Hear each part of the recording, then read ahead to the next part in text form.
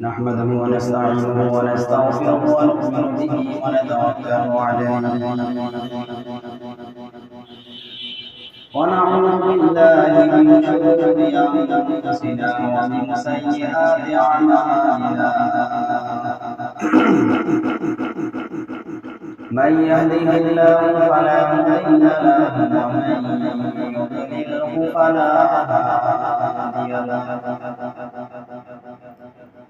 وأشهد أن لا إله إلا الله وحده لا شريك له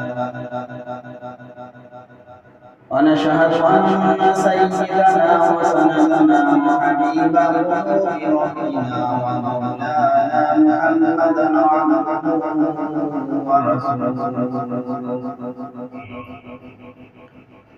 صلى الله تعالى عليه وعلى آله وصحبه وبارك وسلم تسليما كثيرا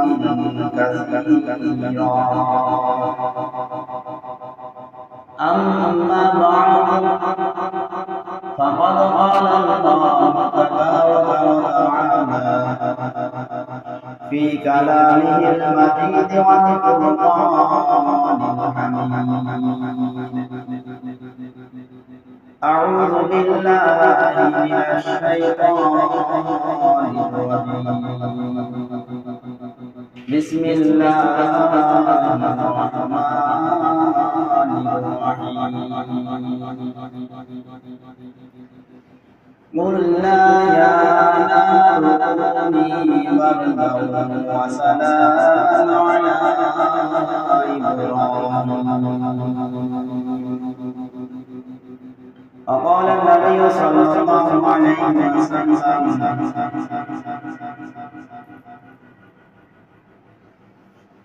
قال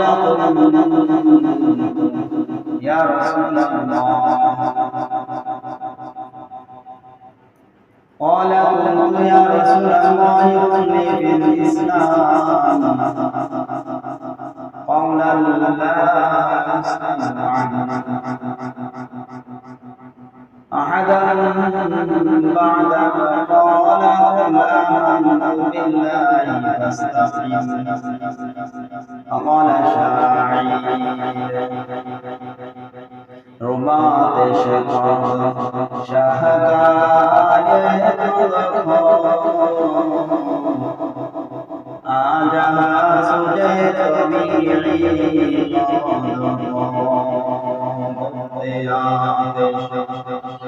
مفتی آتش من ہمارا آتش مفتی آتش من ہمارا آتش اللہ رأتا قبیل تابشان قال تعالی إن الله وملائكته يصلون على النبي يا أيها الذين آمنوا صلوا عليه وسلموا تسليما اللهم صل على سيدنا ونبينا وشفيعنا وحبيبنا ومولانا محمد صلى الله عليه وعلى آله وصحبه وبارك وسلم الحمد لله ثم الحمد لله আল্লাহ রাব্বুল আলামিনের দরবারে লাখ লাখ শুকর যে মহান সুবহানাহু ওয়া তাআলা আমাদেরকে দুনিয়ার অগণিত মানুষের মধ্য থেকে যাচাই বাছাই করে সমস্ত কাজ কর্ম থেকে ফারাক করিয়া সর্বপ্রকার বিপদ আপদ থেকে হেফাজত করিয়া এই ফিতনা ফসদের জামানায় ফিতনা ফসদের যুগে মানুষ নেক কাজ ছাড়া প্রতিযোগিতায় লিপ্ত গুনাহের মধ্যে লিপ্ত এমনই ফিতনা ফসদের জামানায় আল্লাহ সুবহানাহু ওয়া তাআলা আমাদেরকে দয়া করে ভালোবেসে মহব্বত করে প্রতি জুমার ন্যায় আজও জুমার নামাজ আদায়ের নিয়তে তার ঘর মসজিদে আসা ও বসার তৌফিক দান করেছেন। এজন্য অন্তর থেকে কালিমায়ে শুকর আদায় করি আলহামদুলিল্লাহ। লাইন শাকারতুম লাযিদান্নাকুম। দুনিয়াতে তেমন কোন মাখলুক নাই যে আল্লাহর নিয়ামতের ভোগ না করে আল্লাহর নিয়ামতের বাহিরে আছে। ইচ্ছায় অনিচ্ছায়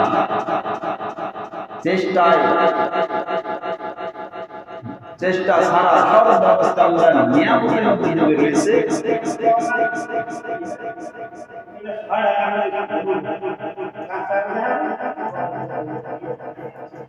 সর্ব অবস্থায় আল্লাহ রাব্বুল আলামিনের নিয়ামতের মধ্যে আমরা ডুবে রয়েছি। আল্লাহ রাব্বুল আলামিন বলেন যে বান্দা আমার নিয়ামত পায়, নিয়ামত পেয়ে আমি আমার শুকরিয়া আদায় করব, নিয়ামতের শুকর আদায় করব, আমি আল্লাহ আমার ওই বান্দা বান্দির জন্য আমার নিয়ামতকে তার জন্য আরো বৃদ্ধি করে দেব। তাহলে আল্লাহ রাব্বুল আলামিনের নিয়ামত অটোমেটিক আমরা শুকরিয়া আদায় যদি নাও করি, তাও তার নিয়ামতের মধ্যে ডুবে রয়েছে দুনিয়ার প্রত্যেকটি মানুষ। এই নিয়ামতের মধ্যে ডুবে থেকেও যদি সাধ্য অনুযায়ী আমরা শুকরিয়া আদায় করতে আল্লাহ রাব্বুল আলামিন তার প্রতি সন্তুষ্ট হয়ে যান। আর যে নিয়ামতের শুকরিয়া আদায় করবে না, সেও যতটুকু তার ভাগ্যে আল্লাহ রাব্বুল আলামিন নির্ধারণ করে রেখেছেন ততটুকু নিয়ামত সে ভোগ করতে পারবে। তবে নিয়ামতের শুকরিয়া আদায় করলে কি হবে, আমার জন্য আরো বৃদ্ধি হয়ে যাবে আল্লাহর নিয়ামত। নামাজ আল্লাহ রাব্বুল আলামিনের হুকুম। ঈমানের পর সর্বপ্রথম আমলের মধ্যে সবচেয়ে গুরুত্বপূর্ণ আমল হচ্ছে নামাজ। ঈমানের পরে নামাজের স্থান। কিয়ামতের ময়দানে নামাজের হিসাব আগে নেওয়া হবে।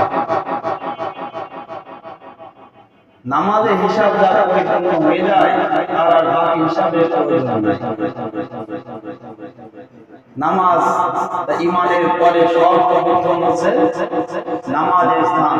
আর এই নামাজ যাকে আল্লাহ রাব্বুল আলামিন নামাজ পড়ার জন্য তৌফিক দান করেন, সেই একমাত্র পারে আল্লাহ পালন করতে, আল্লাহর গোলামি করতে।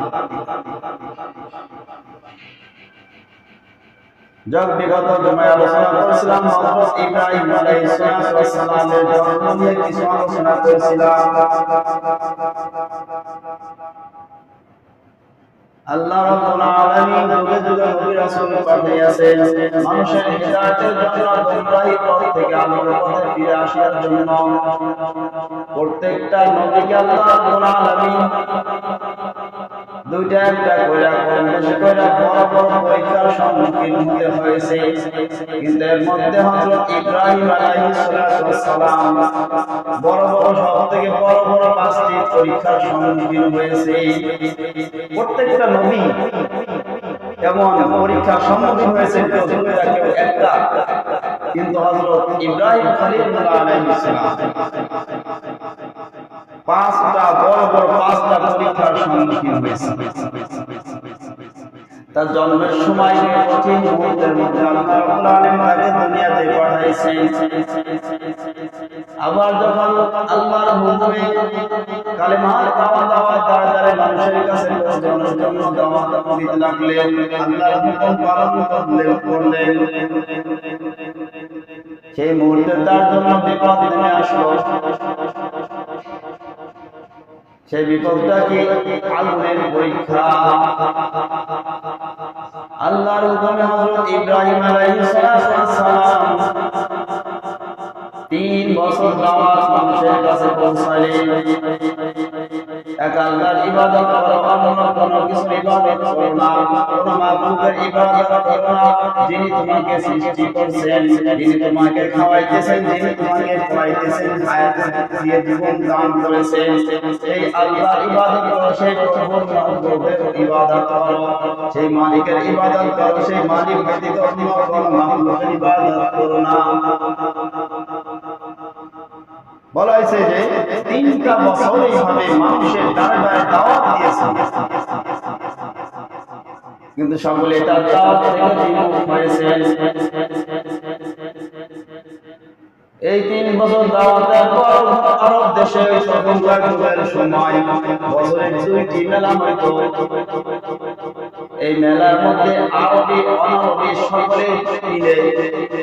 সকলেই মেলায় অংশগ্রহণ করত, আনন্দ ফুর্তি করত। মেলার উচ্চরা ধর্ম মেলায় তারা গ্রহণ করেছে। ধর্ম আমলের মধ্যে বিশেষ একটা অংশ হচ্ছে বছরে 2টি মেলা।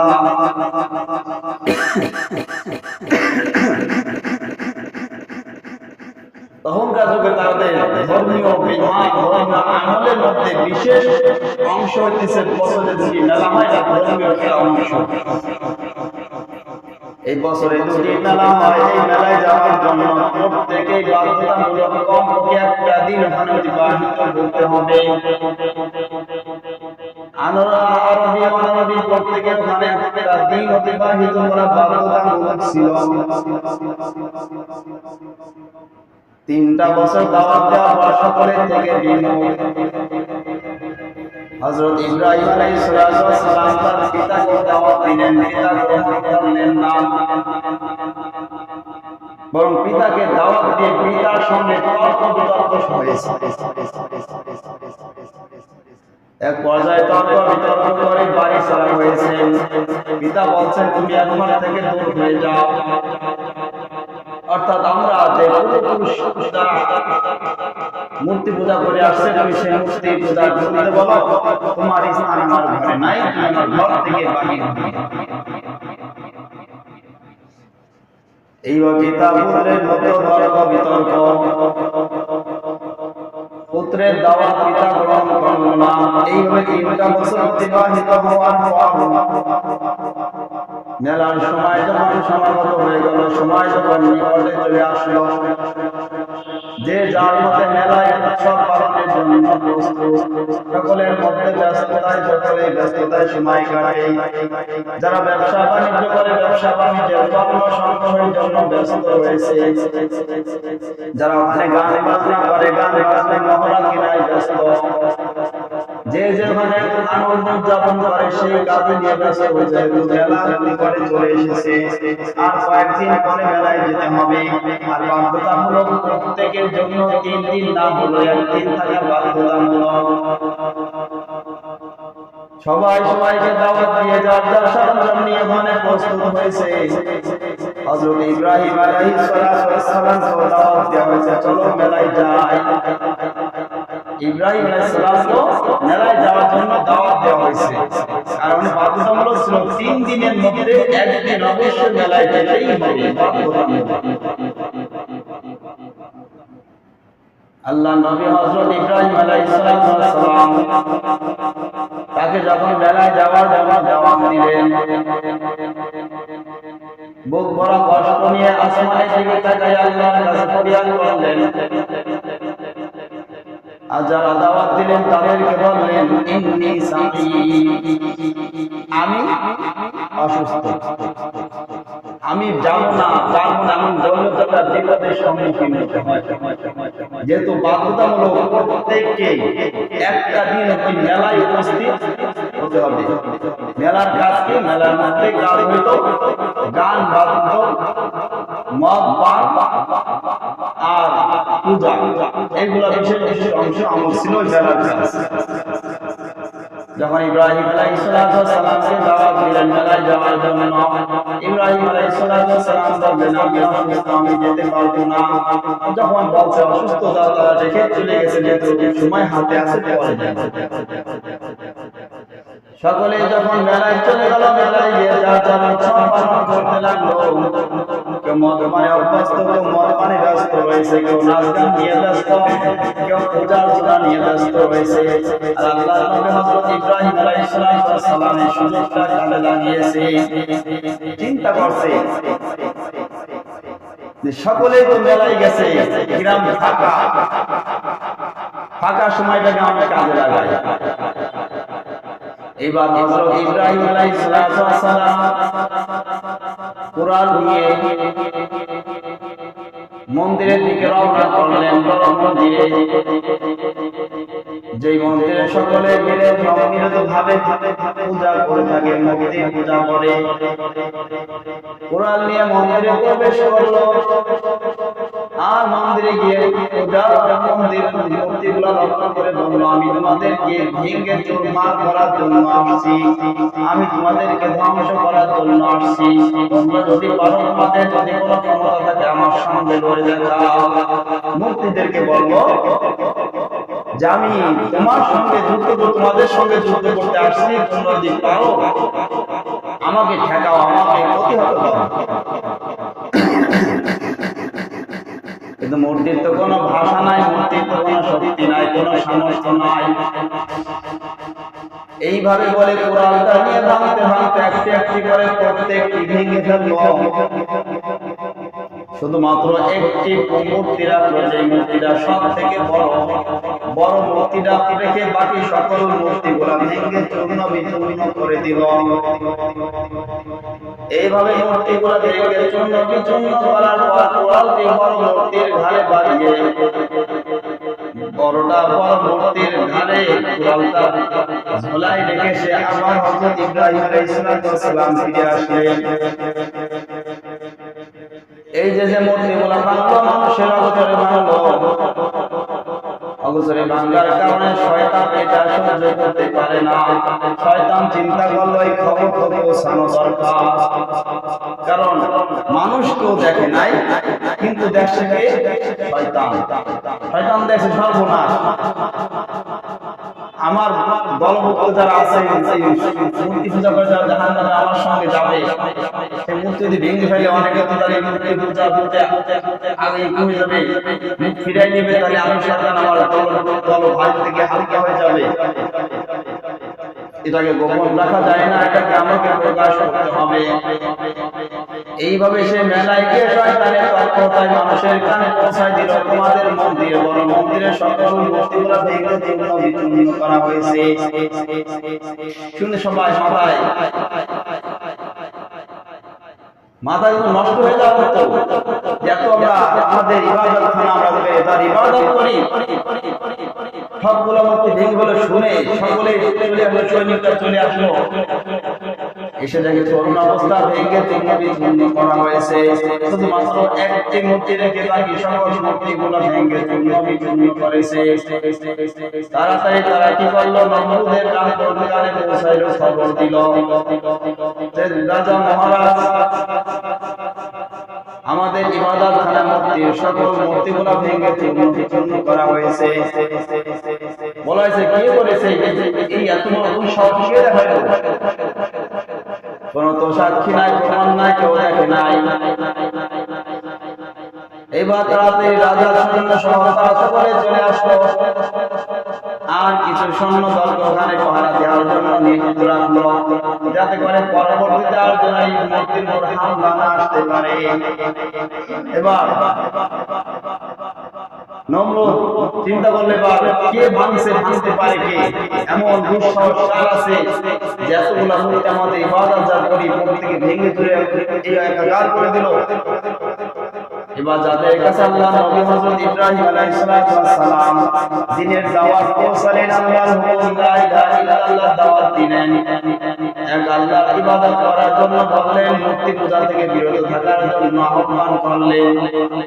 যাদের কাছে এই দাওয়াত পৌঁছালো তারা সকলে মিলে নমরুদের কাছে অভিযোগ দায়ের করলো, রাজা মহারাজ এই কাজ একমাত্র একজন ব্যক্তি করতে পারে, তিনি হচ্ছেন ইব্রাহিম আলাইহিস সালামের নাম বললেন। যদিও তারা নবী বলে না, আলাইহিস সালাম বলে না, শুধু বলে যে ইব্রাহিমের কাজ। এই দুঃসাহস করার একমাত্র ব্যক্তি ব্যক্তি ইব্রাহিম ছাড়া কাউকে আমরা দেখতে পাই না যিনি আমাদের খোদার বিরুদ্ধে কথা বলে। আমরা যে মূর্তি পূজা করি, মূর্তি পূজার বিরুদ্ধে কথা বলে, তার কোন এক আল্লাহর ব্যাপারে আমাদেরকে আহ্বান করে, তাই সে ছাড়াই কাজ আর করার মতো কোন মানুষ দেখি না। তো চিন্তা করছে যে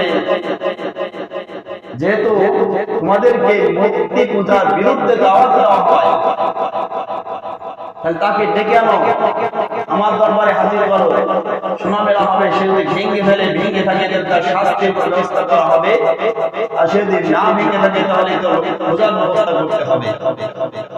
রাজার হুকুম পেয়ে হযরত ইব্রাহিম আলাইহিস সালামকে ধরে রাজ দরবারে উপস্থিত করা হলো। এইবার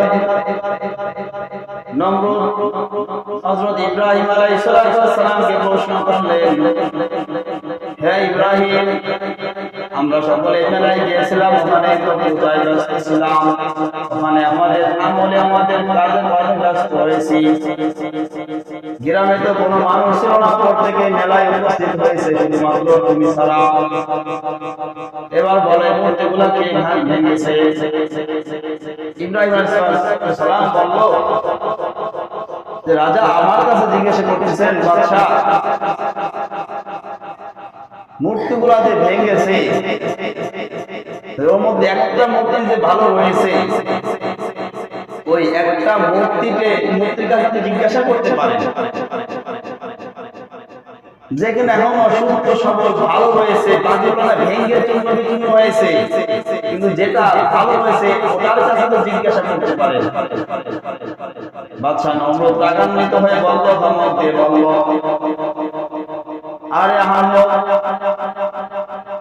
এই মূর্তিকে কথা বলতে পারে, মূর্তিকে কথা শুনতেও পারে না, বলতেও পারে না, মূর্তির কাছে জিজ্ঞাসা করে যাবে কোথায়? বললো, যে কথা বলতে পারে না, শুনতে পারে না, যার কোনো ক্ষমতা নাই, তার পূজা কেন করেন? রাজা বাদশা নমরুদ আরো রাগান্বিত হয়ে গেল। এবার বুঝতে পারলো নিশ্চয়ই কাজ ইব্রাহিমের কাজ, এটা ইব্রাহিম ছাড়া কেউ এই কাজ করে নাই। এবার ইব্রাহিম আলাইহিস সালামকে দোষী সাব্যস্ত করিয়া তাকে জেলখানায় আবদ্ধ করা হলো, কারাবদ্ধ করা হইল। ইব্রাহিম আলাইহিস সালামকে এই কথা তর্ক বিতর্কের মধ্যে বুঝতে পারলো যে মূর্তিগুলা ভেঙেছে ইব্রাহিম ছাড়া কেউ নয়, ওকে কারাবদ্ধ করা হোক, কারাগারে নিয়ে যাওয়া হোক।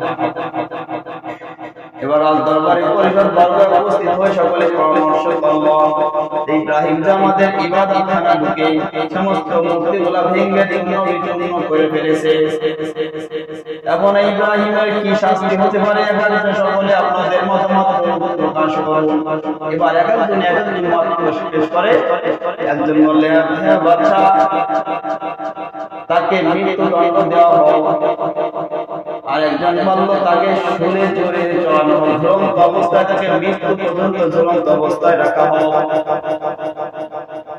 তৃতীয় ব্যক্তি বলল, বাদশা নমরুদ, তাকে এমন কঠিন শাস্তির ব্যবস্থা করুন যে শাস্তিটা কিয়ামত পর্যন্ত পরবর্তী প্রজন্মের জন্য এটা স্মরণীয় হয়ে থাকুক, যাতে করে কোন পরবর্তী কোন ব্যক্তি যেন আমাদের এই উপাস্যগুলোর উপর হাত বাড়ানোর সাহস না পায়। কি ব্যবস্থা বলা হয়েছে? তাকে আগুনে পুড়িয়ে মারা হোক, কঠিন অবস্থা তাকে কিভাবে মৃত্যুদণ্ড দেওয়া হোক।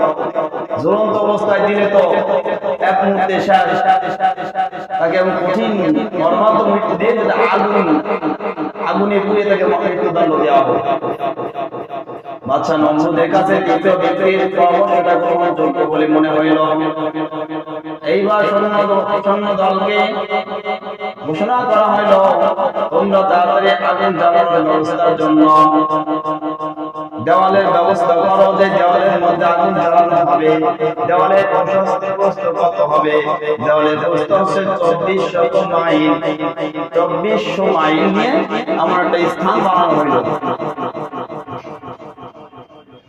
যে 2400 মাইলের মধ্যে বেষ্টন করিয়া 2400 মাইল বেষ্টন করার পর সকল দেশের সকল মানুষের প্রতি হুকুম জারি করলো, প্রত্যেকেই কাঠ এনে ওই স্থানের মধ্যে কাঠ ভোগ করার জন্য, কাঠ এনে এনে জমা করার জন্য প্রত্যেকের থেকে আদেশ জারি করা হইল। এইভাবে প্রত্যেক ব্যক্তি প্রত্যেক দিন হাজার হাজার মহল্লাকে ওখানে উপস্থিত হতে লাগলো। মাসের অধিক সময় এই লাঠিগুলা কাজ সমাধান করা হইল। এইবার চিন্তা করলো, এই লাঠিগুলো যখন উপর আগুন চালানো হইল, আগুনে যে এত উত্তাপ, এত তাপের কারণে 200 গজ উপর থেকে যদি পাখি উড়ে যায়, আগুনের তাপের কারণে পাখি পুড়ে ভস্ম হয়ে যায়।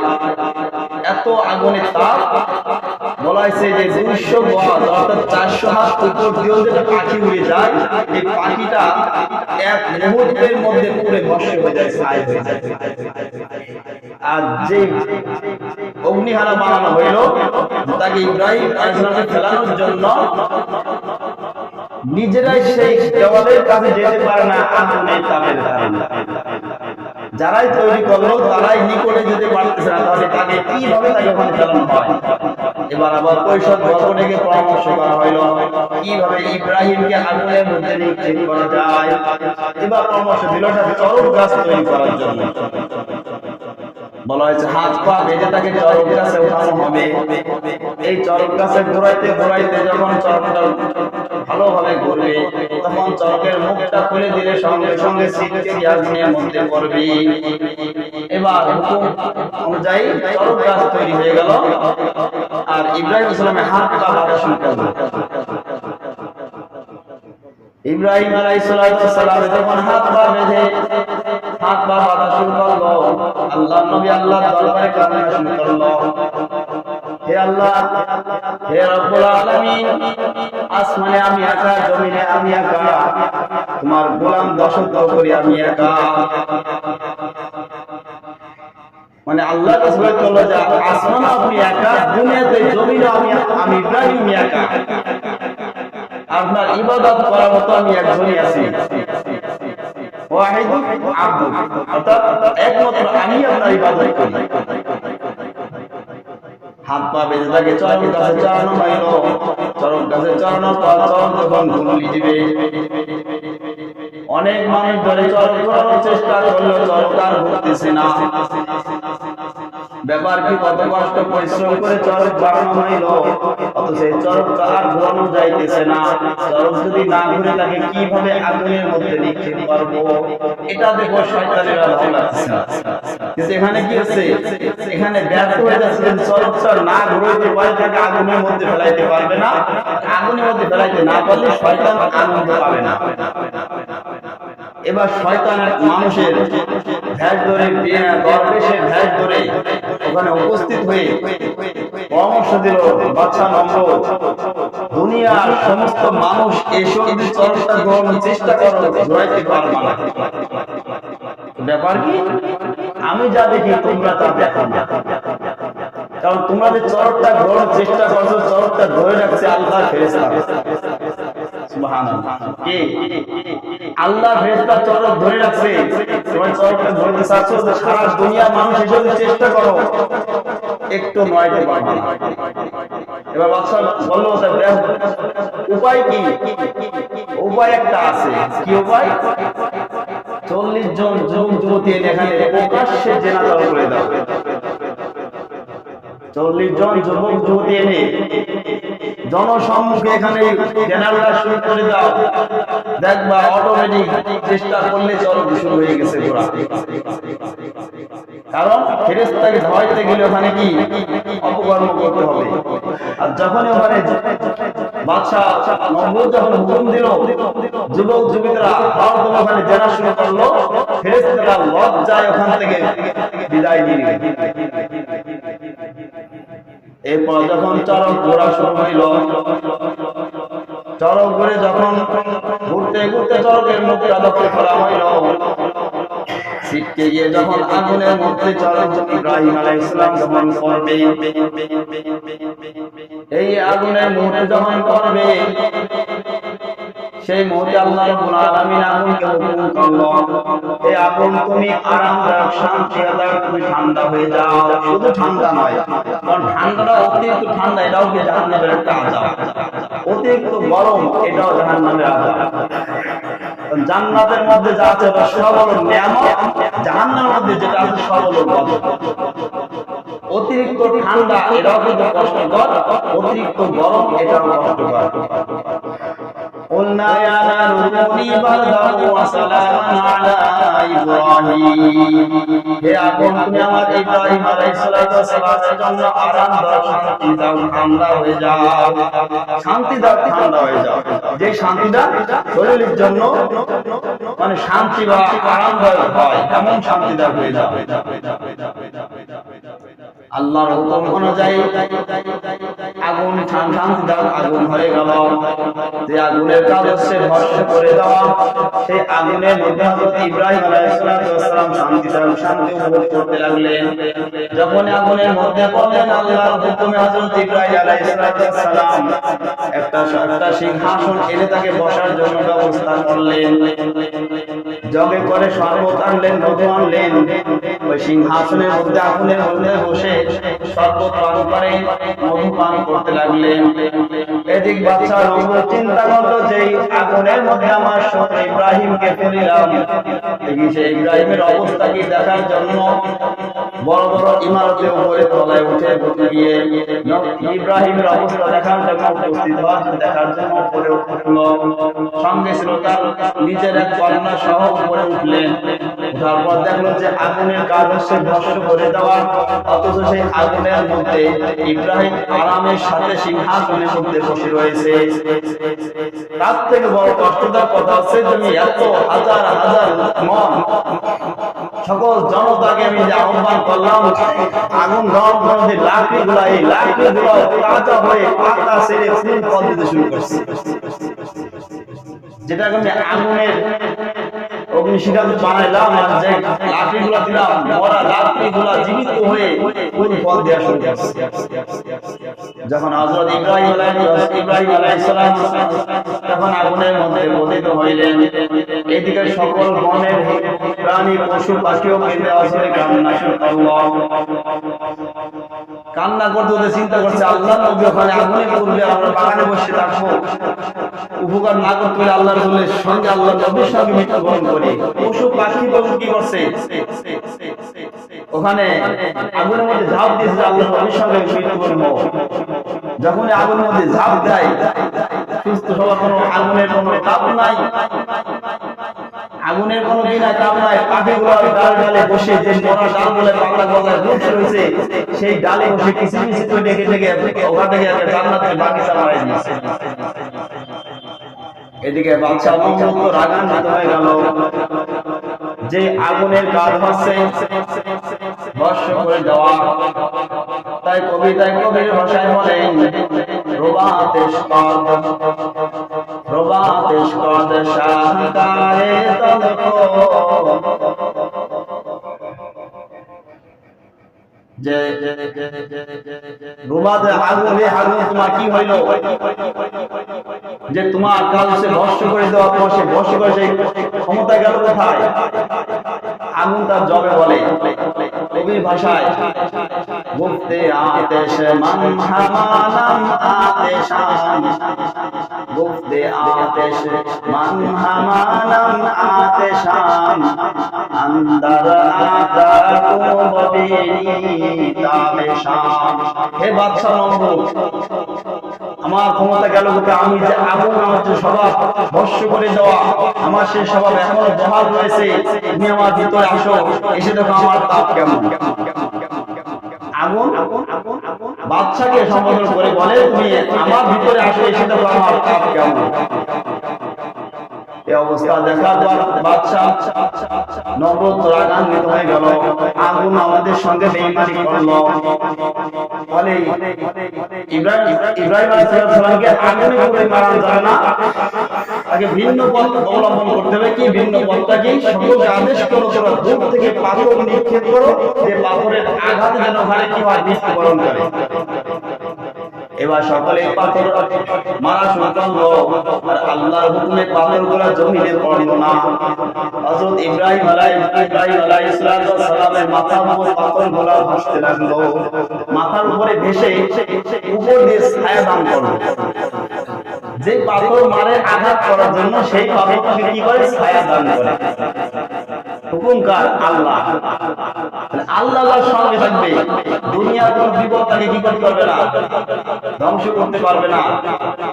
সাময়িক একটু কষ্ট হয়, তারপর কি তার সঙ্গে আল্লাহ যখন আছে, কোন বিপদ তাকে ইমানের লাইন থেকে হটাইতে পারবে না।